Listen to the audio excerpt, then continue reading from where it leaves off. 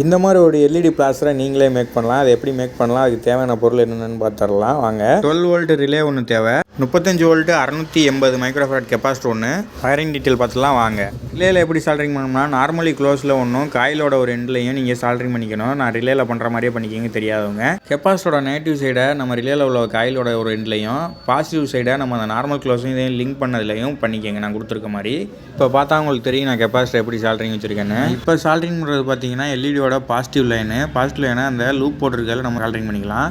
நான் இப்போ சால்ட்ரிங் பண்ணுறது எல்இடியோட நெகட்டிவ் லைனு. இப்போ பார்த்தா உங்களுக்கு சரியாக புரியும்னு நினைக்கிறேன். சேனலுக்கு புதுசாக இருந்தீங்கன்னா மறக்காமல் சப்ஸ்கிரைப் பண்ணிக்கோங்க, அப்படியே பெல் பட்டன் வந்து ஆல் நோட்டிஃபிகேஷன் கொடுத்துங்க. இப்போ நான் சால்ட்ரிங் பண்ணுற அந்த க்ரீன் வந்து பார்த்தீங்கன்னா பேட்டரியோட நெகட்டிவ், அதாவது மைனஸ் லைனு. இப்போ சால்ட்ரிங் பண்ணுற ரெட் ஒயர் பார்த்தீங்கன்னா பேட்டரியோட ப்ளஸ், அதாவது பாசிட்டிவ் லைனு. இதை வந்து ரிலேவோட காமன், அதாவது சென்டர் பின்னில் சால்ட்ரிங் பண்ணிக்கோங்க. இப்போ சப்ளை கொடுத்து பார்க்கலாம். லைட் நல்லா எரியுது. இந்த தகவலை எப்போ தெரிஞ்சுக்கிட்டிங்கன்னா மறக்காமல் நம்ம வீடியோக்கு லைக் கொடுத்துருங்க. அடுத்த ஒரு நல்ல வீடியோவில் பார்க்கலாம்.